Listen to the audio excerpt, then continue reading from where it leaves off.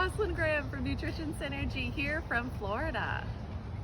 Woo! Okay, so I hope everyone is doing well with their challenge of the week with less than 25 grams of sugar and more than 25 grams of fiber. We're going to move on to a completely different topic this week. We're going to talk about healthy fats. So, who is confused? Eat eggs, don't eat eggs. Eat fish, don't eat fish. Eat avocado, but only have a quarter of an avocado. There is lots of information out there about fats. So who else is confused with all the conflicting information, especially with the rise of the ketogenic diet, which is a really high fat, low carbohydrate eating pattern? There is just so much information circulating. What's true, what's not true, we really don't know. So today I'm going to talk about some of the benefits of fat because we've been pretty fat phobic for the last 10, 20 years or so. And I'm going to talk about two fats in particular that are definitely worth increasing in your diet for disease prevention and overall health and wellness.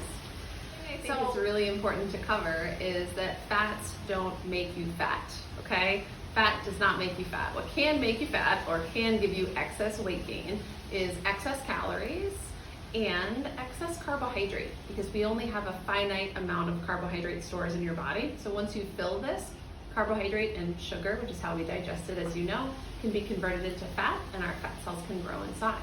So don't be afraid to add fats in. Some of the benefits of including fats at each meal, fat actually has a huge role in your body for protection and insulation in your body. So it protects your organs, it keeps you safe in our freezing winter weather up in New England, it keeps you warm in the winter too. Other benefits is it actually helps facilitate digestion and absorption. So there are certain fat-soluble vitamins that actually require fat to be absorbed. Without fat, we see a lot of deficiencies. Another benefit is it slows gastric emptying, which means when you eat fat, it stays in your stomach for longer. So it keeps you full for longer.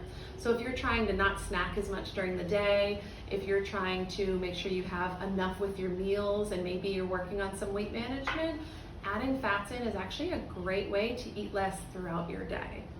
Another benefit is because of this, it facilitates digestion.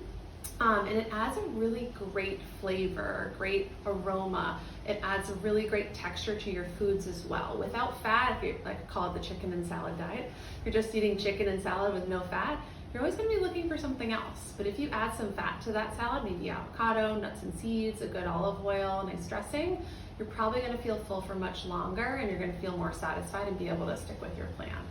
So with all these benefits of some of your fats, there's also some negative points that I would like to discuss today. So I think it's important to know that every food, every type of fat food is usually a combination of fats. So there's four major types of fats when we think about fat. So the first one is trans fats. These are known to be detrimental to health. They're oxidized oils, things that are deep fried. It used to be in like shortening and lots of baked products. They're now banned by the FDA. Everyone agrees that these are bad. Second one is your saturated fats. So these types of fats are arguably bad and arguably good. We need a small amount of saturated fat for normal bodily processes. However, they have been linked to some instances of heart disease, heart attack, and stroke. So this is kind of what started us on the fats are bad, don't eat fats.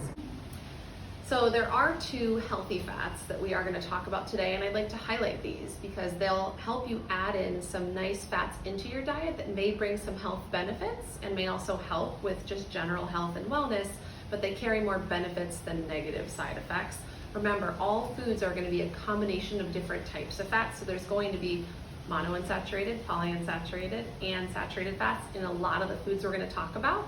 But balance is key, as with everything in nutrition. You don't want too much, you don't want too little, you kind of just want a moderate amount. So we'll talk about how to include these in your diet today. So this handout will be available to you on the Facebook page, but it's on the skinny of healthy fat. On the left, we have our monounsaturated fatty acids, or your MUFAs. Benefits of your MUFAs are lower risk of heart disease. They help stabilize blood sugar because they don't impact blood sugar. They do have some benefits as far as reduced inflammation and joint pain. Because they're really full, they're great for weight management, weight loss, and keeping you full for longer. And all fats add a nice fullness, they make you feel more satisfied, and they add a great texture to your meals or your snacks. So by skipping fats, you're actually making yourself probably feel a little unsatisfied and kind of wanting something else. So there's a couple pictures of your sources of MUFAs, but avocado is a great option if you want to increase your consumption of monounsaturated fats. Peanut butter, one of my personal favorites. Of course, make sure you get a low sugar option like Teddy or fresh ground peanut butter.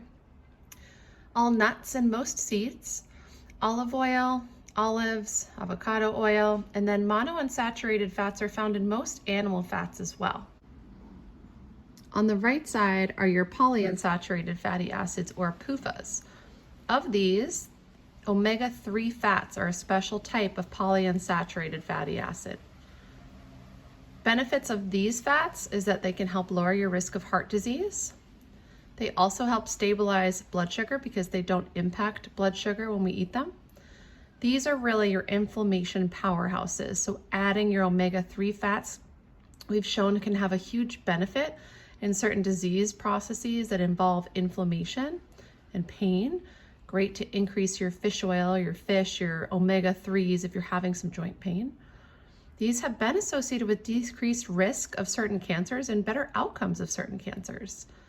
They're now being studied for their role in cognition, whether it's preventing cognitive decline or helping sort of maintain cognition that you have, because they're essential for the brain. And they're also essential in pregnancy. So DHA and EPA, DHA in particular, is a type of omega-3 fat that is crucial to fetal growth and development. Sources of these foods include, there's 3 types: ALA, EPA, and DHA. So your ALA sources are flaxseed and chia seed, 2 of my favorites, as you know. Pumpkin seeds and sunflower seeds are also an excellent source of ALA. And walnuts and pine nuts and avocado. So a lot of your seeds and nuts are great sources of these omega-3 fats. In particular, we're really concerned with the consumption of EPA and DHA. Some of your top sources, your seeds and nuts and avocado, will be converted into DHA and EPA, but at a very small and low rate. So we usually say smash fish. So your salmon, mackerel, anchovy, sardines, herring, also Pacific oysters, tuna, and trout will all have EPA and DHA. The recommendation is to eat these foods twice per week. If you don't, I do recommend adding a fish oil supplement as long as it's safe and your doctor says it's okay to add. That means you'll be getting the adequate amount, and we're also finding that the amount that we recommend is much higher than we originally thought. So this week, your challenge of the week is to include at least 1 mono or polyunsaturated fat at each meal and snack. So that means you might be having your chia seed pudding, one of my favorites. You might be adding nuts to your salad. Maybe you'll do some avocado on your toast with your eggs.